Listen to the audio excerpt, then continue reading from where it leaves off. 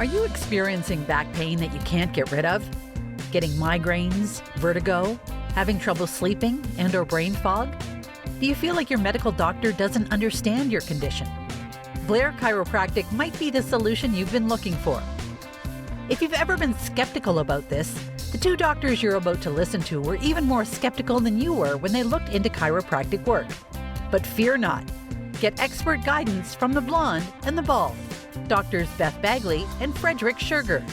These two doctors have extensive experience beyond the healthcare realm and bringing unique vision and healing to their patients. What do you have when you get a biological analyst and an engineer together? Find out right here on another episode of The Blonde and the Bald. Welcome your hosts, Doctors Bagley and Schurger.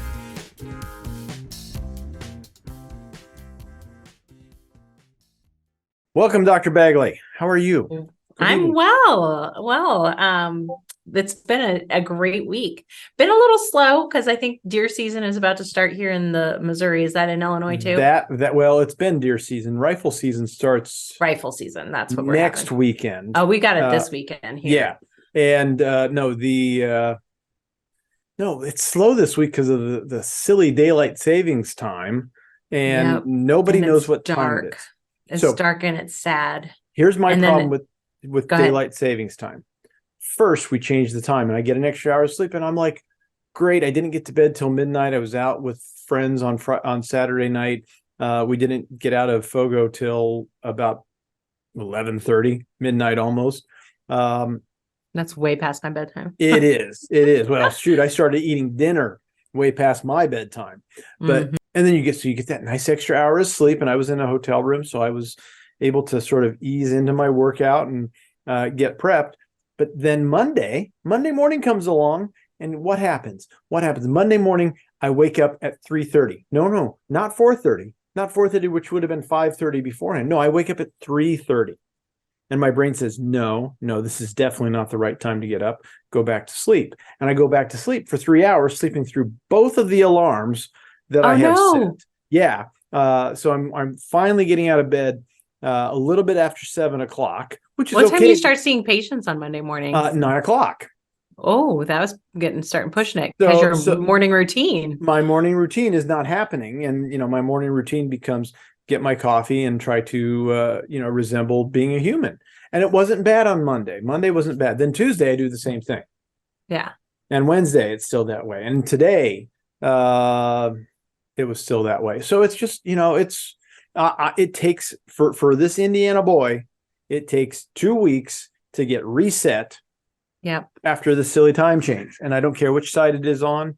That's and we've talked about in previous podcasts how the time change will cause people to have heart attacks. And actually that's one of the subjects we're going to talk about today is a medication that is a lot of times given to people to prevent that. And how does that work? And what do they talk about now? So there's new research out on it. Exactly. So I have a win from this week from one of my patients. We've talked about her before, and this person has POTS where she passes out when she changes position. And she's been doing fabulous, doing more things around the house, like so good. But then she had a real bad fall, and that was 2 weeks ago, and knocked her way out of alignment. And it was quite a dip in the progress she had made. And this week she came in, she was holding her adjustment, and amazingly how fast she's recovered. Good. So that's one of the things I want to put out there is when you've been under upper cervical care for a long time, and you do have a setback, an injury, or something happens to you, it's not the end of the world because your body's in such a better state to heal from that injury or that stressful event in your life where that could have set her back quite a bit, or kept her, bedbound in the past. So I'm just very excited for her. And again, that's Dr. Ladd's patient, and future Dr. Ladd. Dr. Ladd is graduating in December. Woo-hoo. Yeah, she's just doing great things already. And that's but an interesting thought that came to me as you were saying that. When you've been under care, and you have a set, what would traditionally be a setback, yes, you recover, and maybe you don't go back as far. I've had patients say, "Doc, I feel like they had they had a set fall or something to that effect, and they're like, Doc, I feel as bad as when I first came in." I tell them right off the bat, no. First off, definitely not, because you're not going to fall back that far unless you take off, months to years. But the other thought that I had that sort of sat with that was, if you're just taking medicine for the symptoms and trying to manage the symptoms with some sort of medication, when you have an incident like that, when you have a fall like that, it doesn't just like, oh, I just need more of the med. Well, you're probably taking as much of the med as you can tolerate to begin with. And the med is only sort of managing the symptoms, opposed to getting your body to function and heal better. So if you have a fall like that, it is not it'll be better here in a couple of days. No, it might be a significant setback that might take you months to recover from where you were. So that is one of the big differences. A lot of people, in fact, the medication we're going to talk about today takes care of pain as fast, if not faster, than a lot of chiropractic adjustments as they've compared. But Absolutely. What is the benefit, the long-term benefit of one versus the other? So, any case, speaking of similar situation, I have one of my patients that has been, she was I think she was Army, I want to say. And she had a medical discharge due to, I think she was rucking, and they just overloaded her pack or something like that. But what is rucking again? Rucking is when, in the military sense, they basically have to carry all of their gear. It's the gear carry. Okay, got it. Yeah, so you're carrying 80 to 100 pounds over a 20-mile walk. So that's fun. Well, it makes sense in a military sense, in the military, because gosh, absolutely. But gosh, you are training your infantry to be able to carry the gear that they need to survive from one spot to another. My trainer, I say made me. I chose to be with my trainer. Right. My trainer had me and my girls, because I train with my twins. Yep. Carry weight for a mile. It was just a mile. That's all it was. But I carried quite a bit of weight because I was like, I'm strong. I can do it. At first, you're like, this is fine. And then how much weight? I think I carried 40. Yeah. And it was a 40-pound sandbag. So it was a front carry. Yeah. And we were allowed to drop it when we needed to drop it. And I did drop it quite a bit. That was the hardest workout I think I've ever done. Oh yeah. And so many times I thought, I'm going to need to, I'll just drive my car back here and I'll pick this weight up. I will come and get it for you. Exactly. But she was there saying, you can do this, pick it back up, get to the stop sign, get to the next stop, that place. Yeah. And I should have probably picked a lighter weight. I'll be honest. That was my ego. Yeah. But I still did it. And I was proud of myself at the end. But I was miserable the whole time. Well, and here's the thing. How many people have carried not just 40 pounds in a sandbag, but 40 extra pounds on their body? Yes, exactly. And that's the same problem. And that's why, people who are overweight and who are not physically active, just going up a flight of stairs is a lot of work for them. But one more thing is, when I was pregnant with the twins, I was 40 pounds heavier than I am now. I was going to say, yes, just because pretty much exactly 40 pounds heavier than I am now. And but I did it. Yeah, exactly. So see, okay, back to your patient who is carrying the rucksack. Anyway, so she has had severe, she's got some lumbar degeneration. I think she's had a couple of surgeries to take care of that. And we've been keeping her head on straight as best as we can. She ends up, we finally started putting all the pieces together, because she's coming in to see me for her neck and headaches. And yet that doesn't all get cleared out. But then we figure out not only is her head off balance, but her psoas, which is one of your main hip flexors to lift your leg up, and spinal stabilization, that's a mess. So I have to, we start training her on how to strengthen the psoas. And then she starts working with a massage therapist and a PT to do even more with that. So she's finding all these pieces. She gets the psoas and her hip doing better, and now her headaches start getting better. So it is all these parts and pieces that are coming together. And, she's been coming to see me for a couple of years now, and we're finally integrating all these bits and pieces to get her better, which I'm really excited about. Because awesome. Right now she's on disability. Oh no. Right. Well, she, again, medical discharge from the military, and then she eventually got on disability outside of the military because she still couldn't function. And they, now we're putting again all these pieces together, because sometimes you don't get all the answers from one doctor, which is fine. Oh, absolutely. Yeah. We love our colleagues. There's no one better than you and I at putting these top two segments back in place. That's right. But we also realize that, like, when it comes to hip stuff, it's like, all right, we can do this much, and yet there's all of this other stuff that needs to get taken care of. So I'm excited for her.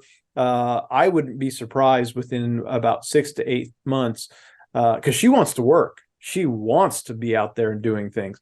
And I would say in 6 to 8 months, she's going to be fully functional. And you know what? She's tried to take the meds to try to, sort of calm down the pain.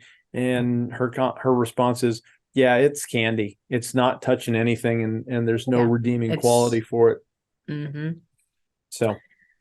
Yep. Well, the topic that I wanted to bring up today is aspirin. Yes.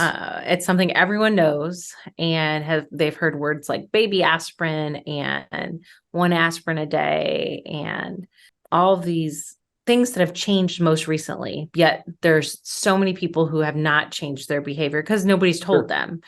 And I'd like to reiterate that we are not your doctors. We don't prescribe medications, take you off medications. We are podcasters. And if you need a doctor, find a doctor. So don't take any of my word for it. Talk to your doctor or chiropractor about this stuff.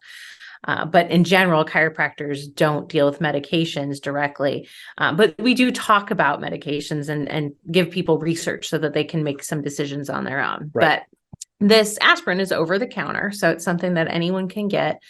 And the typical.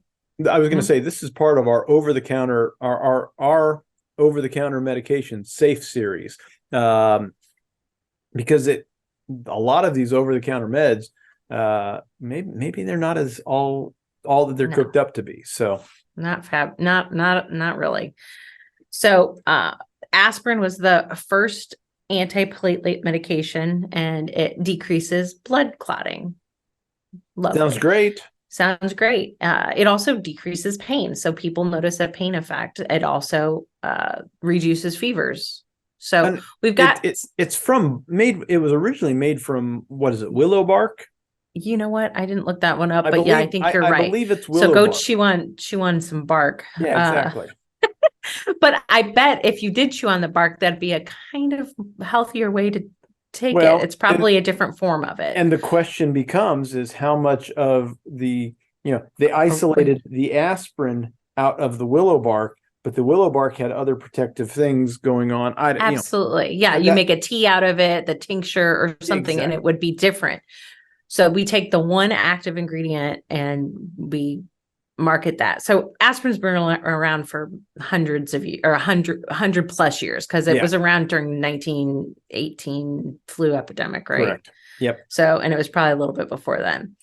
So it reverses the enzyme activity for the body that creates blood clots. The low dose or baby aspirin can almost completely inhibit the enzyme activity. So like this is, it does affect the body for a prolonged time. Like it does a job. It absolutely works.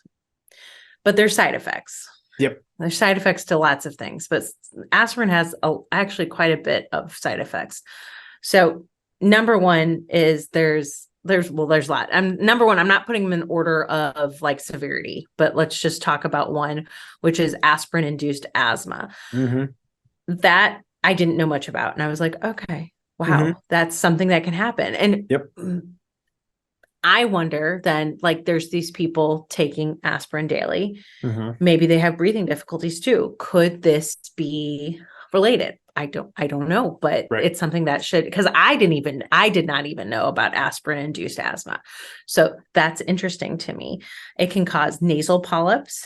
It can cause, and this one we do know about is chronic gastritis. So it causes bleeding and problems in the upper GI, and it can also cause things in the lower GI. So it can cause ulcers. That's a pretty big deal. And we're taking it daily. You can bruise easier, which makes sense because if you're reducing blood clotting, you can bruise easier. Nosebleeds, another thing, makes total sense. You're decreasing your clotting. Shortness of breath, which I think has to do with the maybe the asthma, could be other things, hemorrhage, decreased platelets. All make sense with the mechanism of action. Now, we call it baby aspirin because it's 81 milligrams. It's a small dose because you can take there's bigger doses of aspirin out there, but a small dose. But can babies take aspirin? What's your answer, doctor? You know, I really would be very hesitant to give babies aspirin. So they don't call it baby aspirin anymore for a reason. Right. People still say it that way, but you won't find that on any bottles. Right. And interestingly enough, it was always St. Joe's baby aspirin, which I always like. I'm like, really? I thought it was just Bayer or Johnson and Johnson because it's been off patent forever. Funny aside, before we go on, I want to tell a short story about one of my good friends, Keith Wassong. I think we've talked about Keith in the past. I'd love to have. I know he's been ill lately, but I'd love to have him on the podcast. I think he's so great. He would be great to have on the podcast. But one of the things Keith shares is he would do these health lectures because chiropractic saved his life, and he would do these health lectures at various places, including medical institutions. And one of the things that he would do is talking about baby aspirin, and what he would he would take either a half or a quarter of a baby aspirin. But before that, sometime at the beginning of his lecture, at the beginning of the other thing he would do is he would take one of these lancets that people use to prick their fingers so that they can do a glucose or ketone test strip.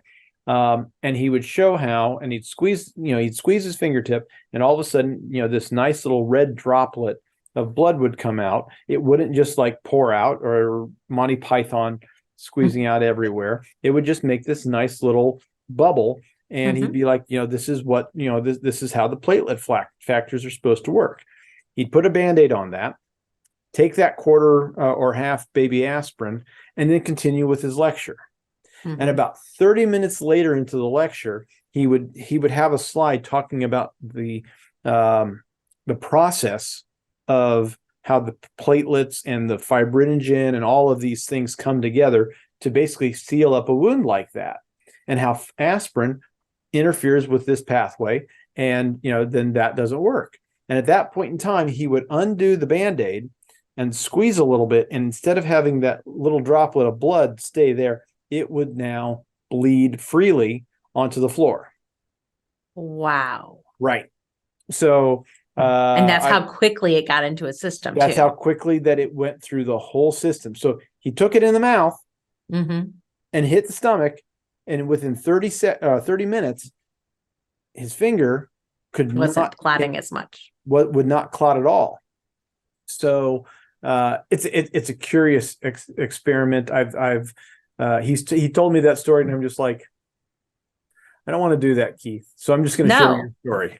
I'll just talk about your story because I don't want to put aspirin in Exactly. your body. Exactly. Oh my gosh. But in any case, That's a great story. I've never heard that one. Oh, it's yeah.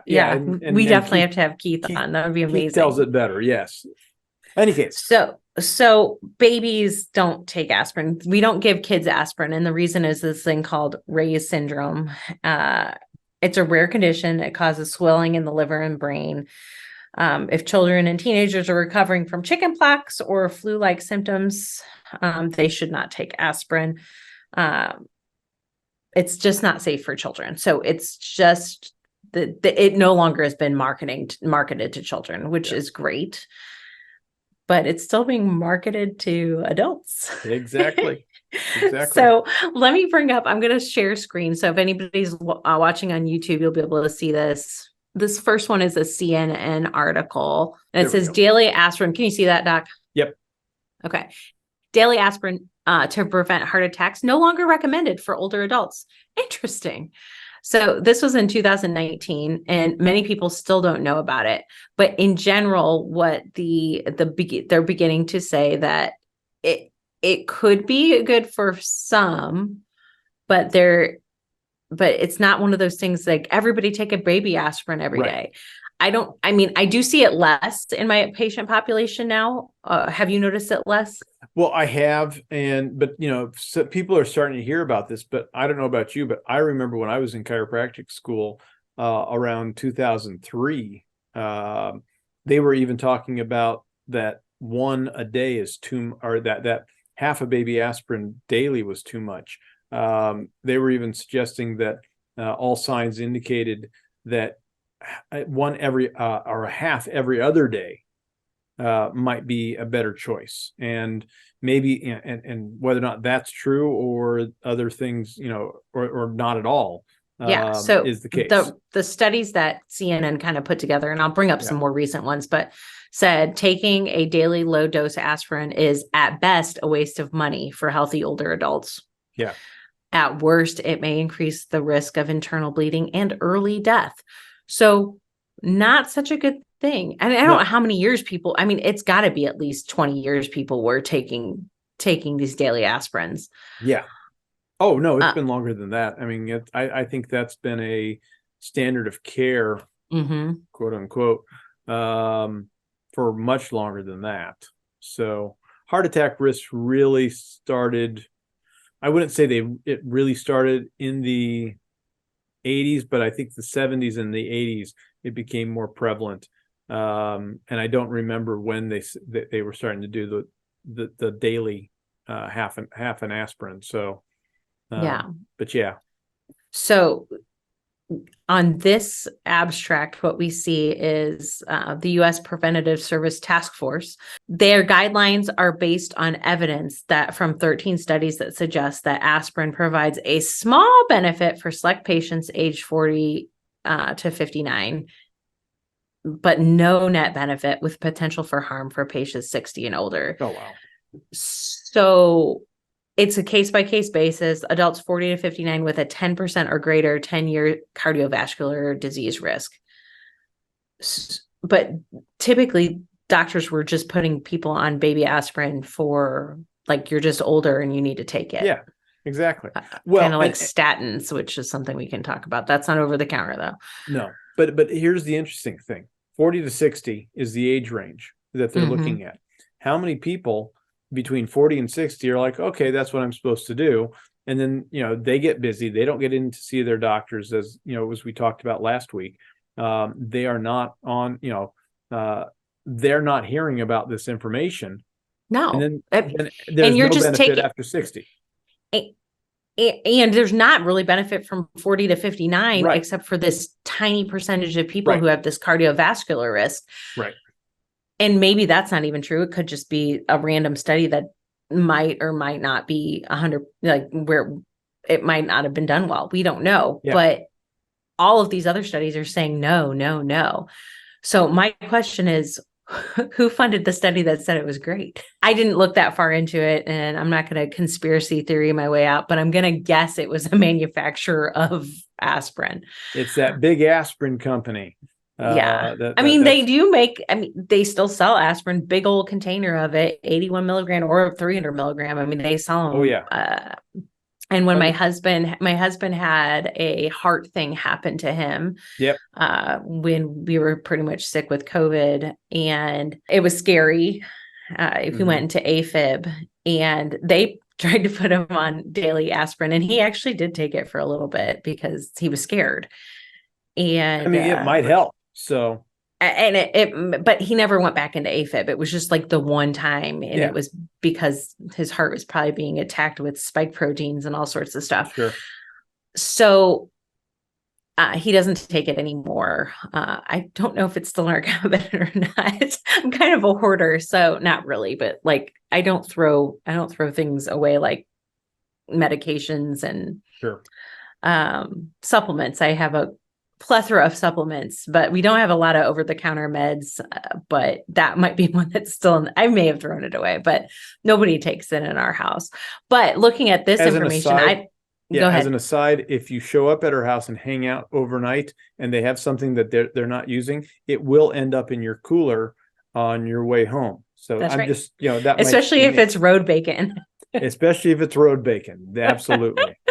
One time Dr. Schurger was spending the night at our house because we were having a seminar the next day, or I guess we were just finishing it up. And my husband, he was like, I'm going to make breakfast. And I was like, Dr. Schurger doesn't eat breakfast. And I don't really eat breakfast either, but he was all excited. So he got a big old baggie full of bacon to take home. Yes, that was good. I don't think it lasted more than the morning at the seminar anyways. So nice. But yeah, in general, this, talk to your doctor about it. Do your own research. The research is out there. I shared some of it. I'm going to stop sharing this because it's getting boring on the screen. But this is not what people should be doing anymore. No. The evidence, there's too much harm. And honestly, I don't think people should be taking it for a pain reliever or a fever reducer either. I just think it's not a great medication. There are safer alternatives out there, and sometimes it's okay to have a little bit of pain. I'm not saying that we should be in chronic, awful pain all the time, but pain is our friend. It tells us when something's wrong. It tells us when we need to slow down or calm down or heal. And if we don't listen to it, and we turn off the sensors, we turn off inhibit what God gave us was this ability to feel pain, and we turn that off, we hurt ourselves worse. Absolutely. And if you look at the label, when you read the label, there will be something on the label to paraphrase, for acute pain. Acute pain means it's brand new and you're just like, you've hit your limit and you need something to sort of, lessen it. It is not designed for you to be taking all the time. It is not designed, if the pain lasts more than about a day or two, and a 2 might be pushing it, you need to do something different, because that's not its intent to get rid of that. But yet people pop it like it's candy. And I used to be one of those people. I used to be the person who had chronic headaches and pain, and I would go through an industrial sized Sam's Club bottle of Advil over the course of a couple months. And I would take it almost daily, and I didn't know any better. Nobody ever told me any different. And I hadn't done my own research because I was a kid. Yeah. So, and I was a kid doing this, right? Right. Last time I probably took Advil quite a while ago is because I twisted my ankle so bad and it was just throbbing, and I was just laying there with it throbbing, like not crying, but wanting to cry. Yeah. And I thought, you know what, this is the time and place. And it did take I knew I needed to, I didn't want to walk on it, but I knew I needed to keep it elevated, ice it, all the things that you have to do. But yeah, that was probably the last time I took it. And I think that's the point is, I'm glad it was there for me when I needed it for that. Because it was unbearable at that point, and it made it bearable. Yeah. And I only did take it for like a day. Yeah. Back to aspirin. Did you find, you mentioned Ray's syndrome. Did you find anything sort of debunking Ray's syndrome and aspirin? Because no, I didn't. I had come across something years ago, and I'm not going to go down this rabbit hole too deep, but I'd come across something suggesting that Ray's syndrome and aspirin are not as linked as they like to make it out to be. And I don't remember all the details, other than that has also been the rise of Tylenol. Tylenol became popular. I think we may have touched on that before, because when we were talking about Tylenol, this could have been funded by the Tylenol manufacturers, right? So there was some questions as to whether or not Ray's is as tightly tied to aspirin usage. But again, I don't remember the details. And it's just one of those, it's just one more of those things that, people are like, well, oh, I don't want to take aspirin because it's going to give me Ray's syndrome or something like that. And there's, again, some back and forth as to whether or not that is actually the case. But yeah, this one little thing I just looked up, it said they're still saying there is a connection to right. There's a medicines. connection, but is it But it says causation sometimes a children with a rare genetic condition such as medium chain acyl CoA dehydrogenase deficiency or MCADD can get Ray's syndrome and has nothing to do with aspirin. Right. So right. So yeah, again, there's genetic changes that can happen. Right. So it begs questions whether or not there's a causation or a correlation, and Exactly. those two differences make really make or break some of these claims that are out there. And again, all of a sudden, aspirin was the number one pain reliever, fix everything. Everybody taking aspirin. Ray's comes along, and all of a sudden it's Tylenol. And I think there was also a scare about something being put in the aspirin bottles. This was before they had bottles that had, like double or triple protections to make sure it's sealed and it's never been opened by anybody ever. This is back in the day when you just quit and hey, there's the pills right in the bottle. So all these safety precautions that we have, we have them on our supplements where you have a special cap here. I just got some what was it? Liver supplements that on top of this cap, there was another wrapper. And then on top of the lid, if I was to open up this, in fact, I'm probably going to take, this is my vitamin D. If I was to take this home and open this up, there's one more safety seal. So all of these things are just trying to remind us, I need vitamin D anyway. So there you go, in the grab it. But all of these things are because somebody snuck some poison in at one point in time, and then again, aspirin and Tylenol got sort of switched hands. And it's like reverse marketing. It's guerrilla warfare of these manufacturers, and it worked. I don't know if this day and age it would work. I don't. Maybe some of that stuff is still happening. I'm certain it would. But how do you package anything to be something else that you want it to be? Yeah, and so what I'm seeing, like in my conspiracy theory brain, is that then they lost, like aspirin lost a market share of when it started, like, oh, this is bad. This, right. Well, no, it's good for cardiovascular. Every adult needs to take it. So then they remarketed it as a supplement. I mean, that's what it kind of was marketed as something healthy. And it isn't. No. And in fact, like that one meta study that basically suggests that a little bit of benefit if you are in this itty bitty little group. Yeah. Opposed to everyone past 60. Everyone past 60 has a cardiovascular risk. And they're saying everybody in that group has no benefit because what ends up as we get older, our bodies, a lot of the collagen matrix, a lot of our tissues just will not hold up as strongly. If we talk about older people and just having thin skin, literally. Where literal thin skin. And the question is how much of that thin skin is some of these medications have been screwing with their ability to create good, strong skin, and how much of it is it's just thin because problems are coming on. It's just aging. It's just aging. It is. So, and there's probably a little bit of both. Yeah, but it'd be lovely. Like I always talk about, because you do have a good portion of your patients that are Amish, and many of them will not take medications. Oh yeah. Like what? Gosh, and I know they probably would never do studies either, but it would be so cool to like compare the health of an 80-year-old Amish like woman versus an 80-year-old or a cohort of 80-year-old. I can tell women. You right.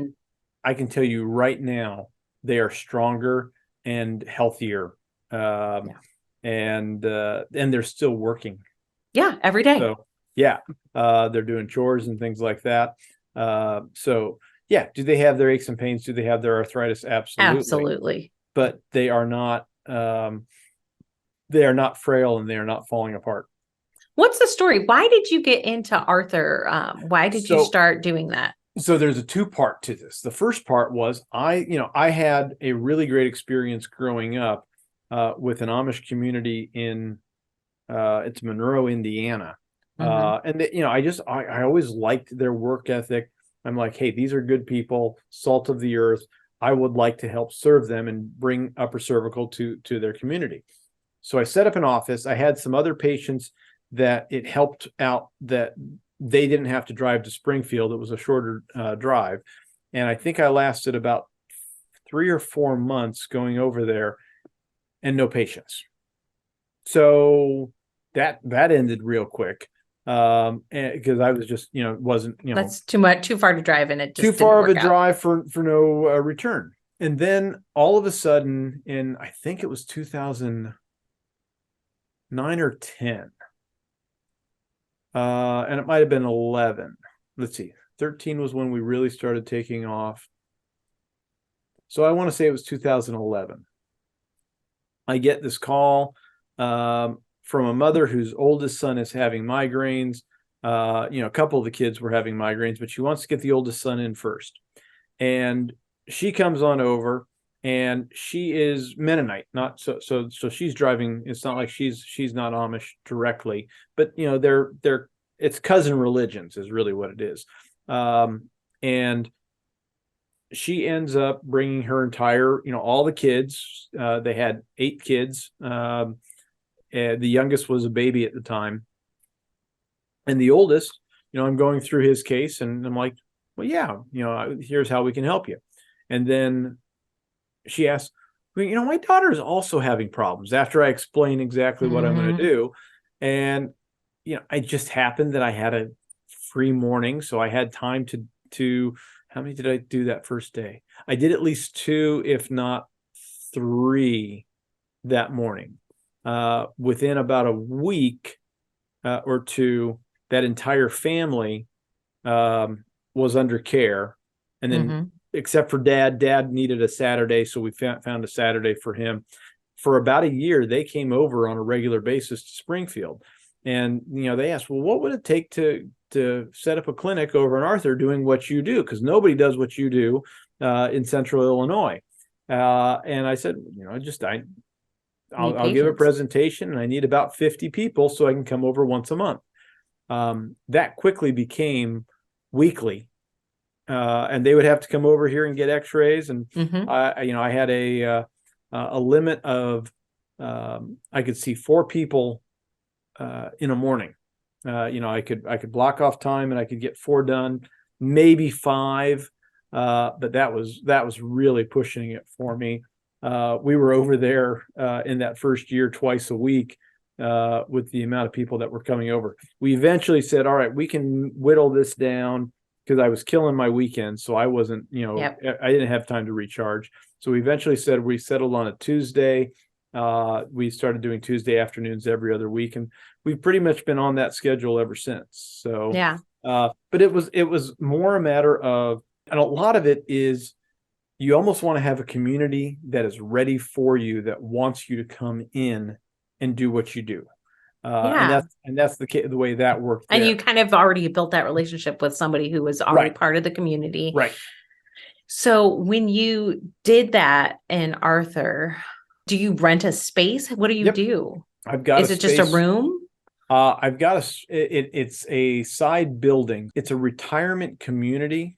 They do have a full-on nursing home where you need full care, but the main retirement community was you could you'd have your own little apartment. You had to be service. So you have to be able to, there was nursing available, but you didn't have, but you needed to be mobile.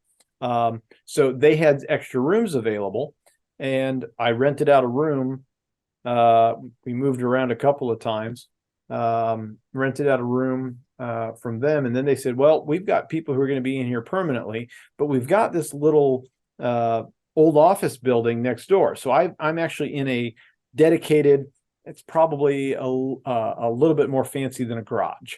Hey, that works. But it works. So it's twice a month, and we've got walls in there, and we've got a resting area. The only thing I don't have over there was a X-ray setup, and that space just doesn't have room. And honestly, that's what they come. If they want to start care, they come down to Springfield. They come down to one Springfield. time. They just need to come down once. No, maybe twice. Sometimes they need to come back every couple of years. I've got a couple that need to get back in. Absolutely, for reevals and stuff like that. But to start care, they would just come down one time. Yeah, and usually at that point in time, how long of a drive is that?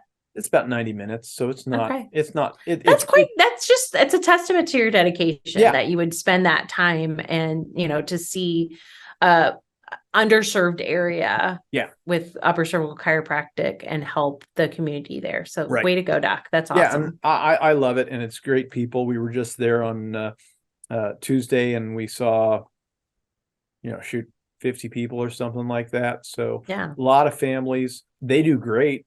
My only question is like, I'll scan them after they get adjusted, and the line straightens right out, which we don't always get with our patient base because of there's so much. We have so much toxicity. There's a lot of extra toxicity outside of that. But now, if I could only get them to some of them to hold better. Because they immediately go milk cows. Not the milking cows is the easy part.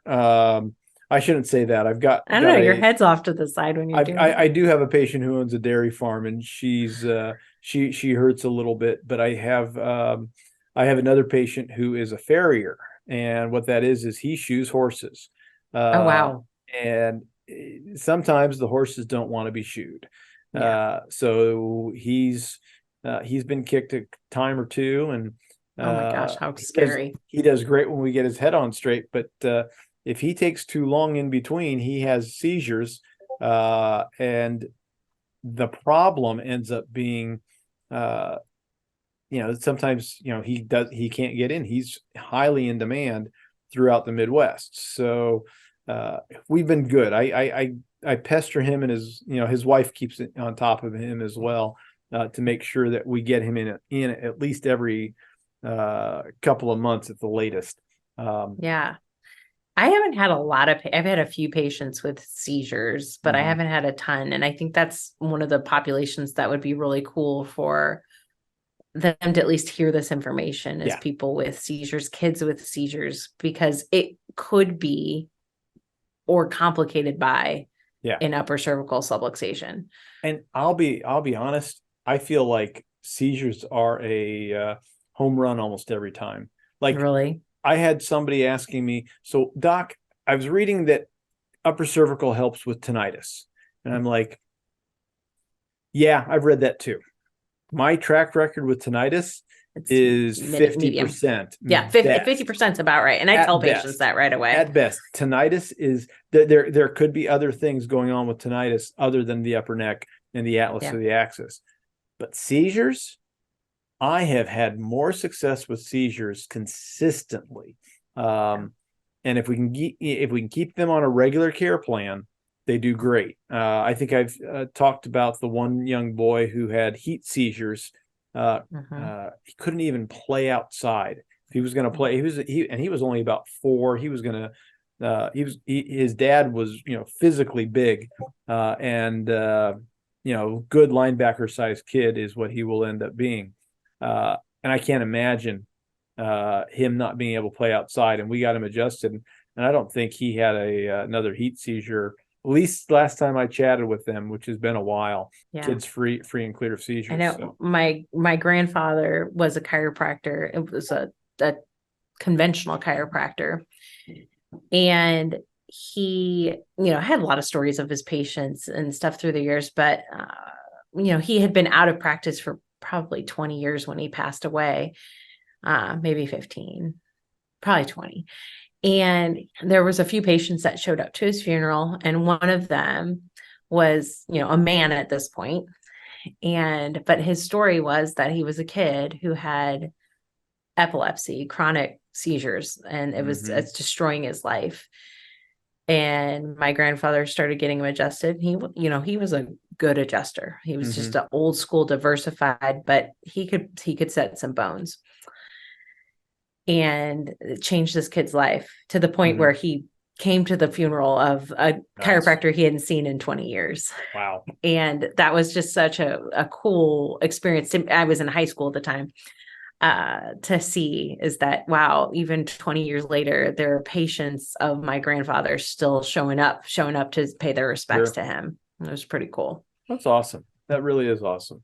Any case, yes, seizures respond great. And like I said, over there, I see a lot of migraines, a lot of headaches, some low back pain. But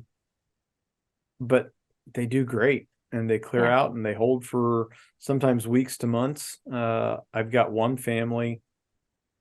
Well, the family that came in on Tuesday night, family of, are they 8 or 9? I think they were 9 total. The oldest daughter just got married, so she's got a different schedule. But I think the youngest, can't even fathom having that many children. Yeah, but that's very common there. Yep. But so the youngest, his dad owns a sharpening company. Or so they're sharpening all sorts of stuff. So he had the bright idea to get to take he wanted to whittle his own little knife for fun. So instead of using a actual knife or a chisel, they took a screwdriver and turned it into a knife, into a sharp chisel, so he could do that. We call that a well, there might be a little bit of that too. So anyway, so he's working on this little knife handle, and he says he sort of bent over, and he said it slipped, as it might, and he sort of felt like his neck was giving him a little bit of grief.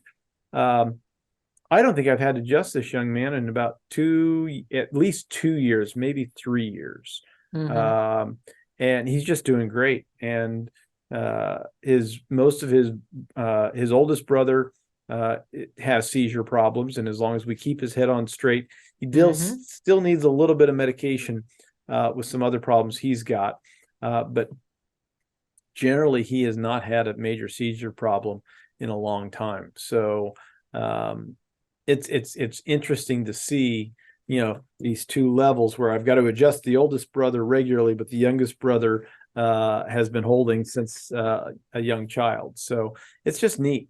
It really is. And we have the best job in the world. We really do. One of my the seminar that I was at this weekend, I was chatting with a couple of guys, and one of them said, "Hey, why don't we get the miracles anymore? Why don't we see those miracles on the regular in our society?" And I see them all the time in that community because they are not dealing with all the junk. They're not dealing with the technology. Yeah, that's true. They have their phones. They are. We don't talk about that. yeah, I know, right? It's for business purposes. It is for business purposes, but they don't bring it in the house. It stays out. They've got a little phone booth outside where their phone landlines come in, but they'll also put stuff in there and they'll charge the phones. They'll have a solar charging station for charging it overnight. So they disconnect from that properly, and that makes all the difference. Sunday is a day of rest for them, which you start hearing what their Sunday is like, and I'm like, it's restful, but somebody's still working because somebody's got to make all those lunches. And it's funny how many of those. And somebody's also, if they've got farm animals, you still have to feed, or you still have to chores. You still have chores. Stuff. Yeah. So it was curious. I was chatting with a young man, another doc, who is Jewish, and he says he got more religious about 2 or 3 years ago, and part of being more observing the religion is observing the Sabbath. So sundown to sunup, or on sundown Saturday, to sundown correct. So sundown Friday till sundown Saturday.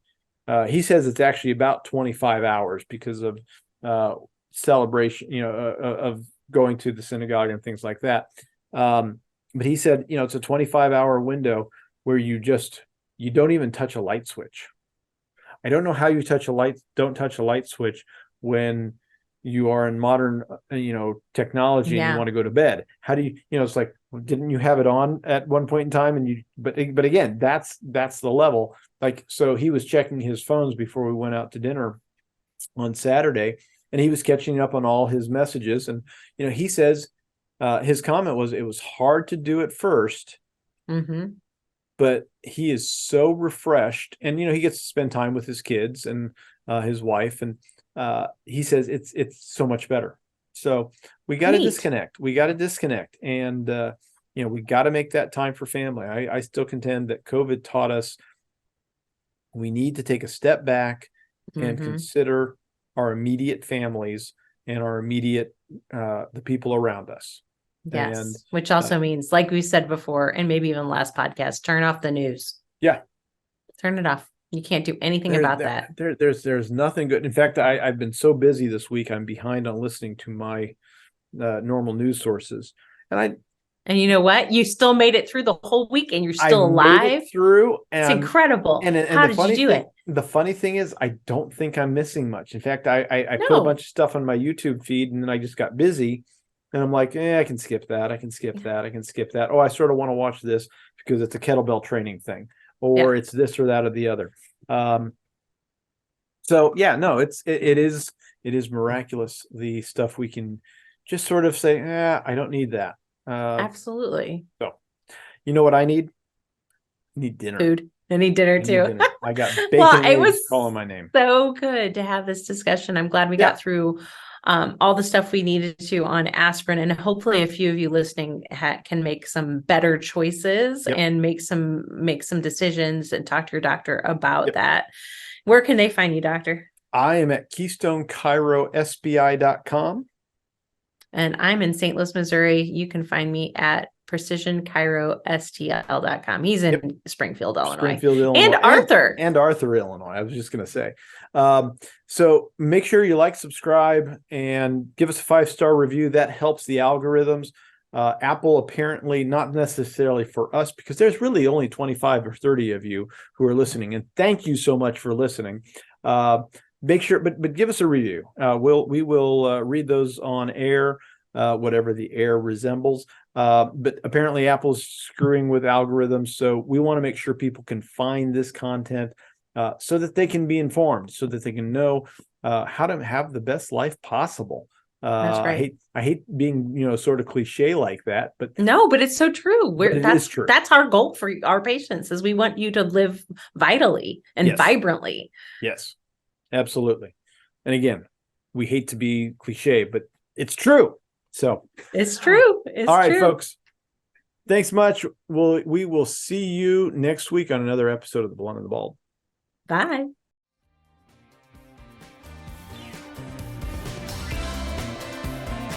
That's all for today's episode of The Blonde and the Bald. Don't forget to like, share, and subscribe. If you enjoyed today's show with Doctors Bagley and Schurger, remember, don't give up and just live with the pain. Come back next week and get more answers and solutions. Visit our websites at KeystoneChiroSPI.com and PrecisionChiropracticSTL.com for more info, and catch all the episodes of The Blonde and the Bald.